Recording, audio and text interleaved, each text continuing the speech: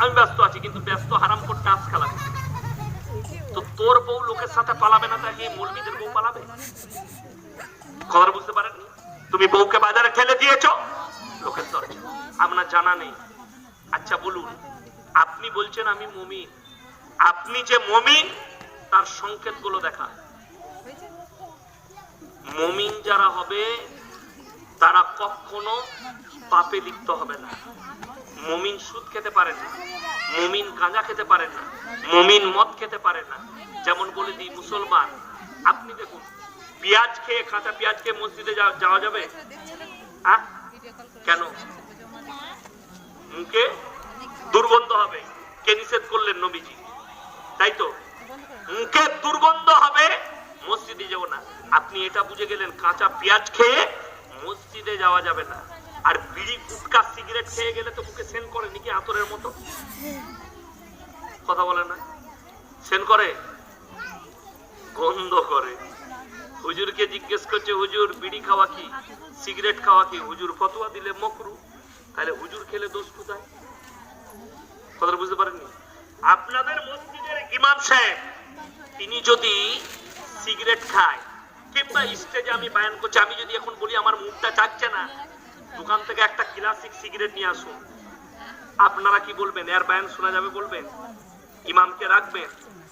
ইমাম সিগারেট খেলে হারাম, মৌলবীরা সিগারেট খেলে হারাম, আর তুমি সিগারেট খেলে মকরু হালাল করে রেখে দিয়েছো। ইমাম সাহেব মকরু বলেছে মানে হালাল।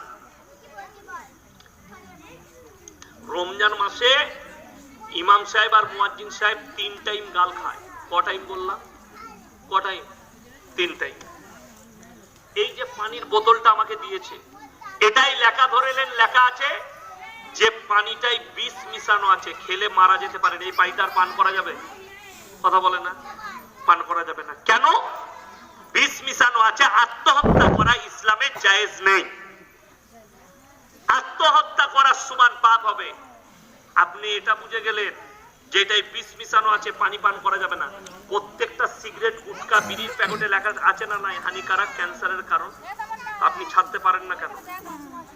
কথাটা বুঝতে পারেননি? আপনি তো জেনে শুনে পাপ করছেন, নিজের জীবনের ক্ষতি করছেন।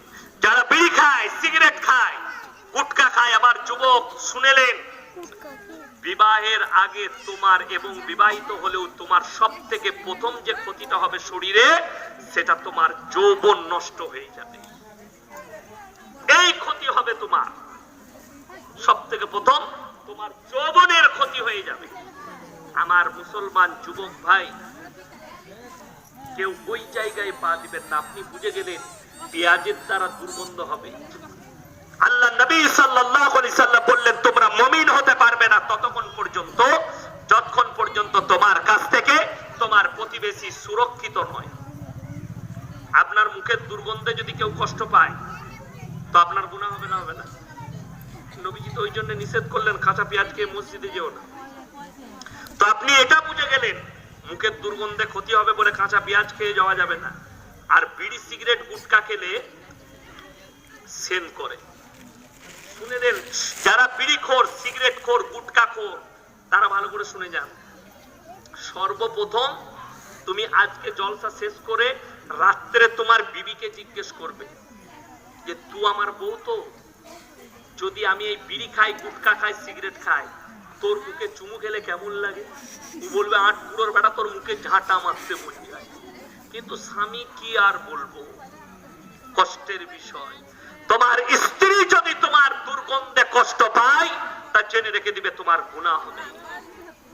তোমার বিবিকে কোনোদিন জিজ্ঞেস করেছো, হৃদয়টা থেকে বলো তো, তুমি আমার বিড়ি খাওয়াতে সন্তুষ্টি প্রকাশ করো না অসন্তুষ্টি প্রকাশ করো? তোমার স্ত্রী তোমাকে একটাই উত্তর দেবে, হে আমার স্বামী, বিড়ি ছেড়ে দাও, সিগারেট খেও না, এগুলো ক্ষতিকারক। গুটকা ছেড়ে দাও, খেও না, শরীরের ক্ষতি হবে। আপনাকে এটাই নিষেধ করবে। আপনার বড় কষ্ট লাগে, রমজান মাসে 3টে টাইম গাল দেয়। কাকে? ইমাম আর মুয়াজ্জিন গাল খায়।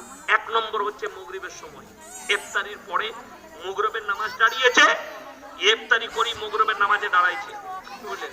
যদি লম্বা সূরা ধরে নেয়, তৃতীয় রাকাতে মনে মনে করবেন, শালা ইমাম ছিল এত হারামি না, তাড়াতাড়ি পর, সারাদিন এই খাই নাই। ওই নামাজের মধ্যে গাল দিচ্ছে মনে মনে। কেন? ও হারাম করতো বিড়িখোর, সারাদিন বিড়ি খেতে পায় না। আর নামাজ শেষ হলি মসজিদের বাইরে মনে হয় যে মিল চলছে রাইস, এত ধূম। ঠিক বললাম না ভুল বললাম? তুমি নিজেকে মুমিন বলো। হ্যাঁ, আর একটাই মুয়াজ্জিন সাহেবরা যারা আছেন তারা কখন গাল খায় শুনেলেন? সেহরির সময়। যখনই বলে দিবে সেহরির আর মাত্র 3 মিনিট সময় আছে, আপনারা সেহরি খেলেন, কইবে বিড়িটাতে তাড়াতাড়ি দে, তাড়াতাড়ি দে।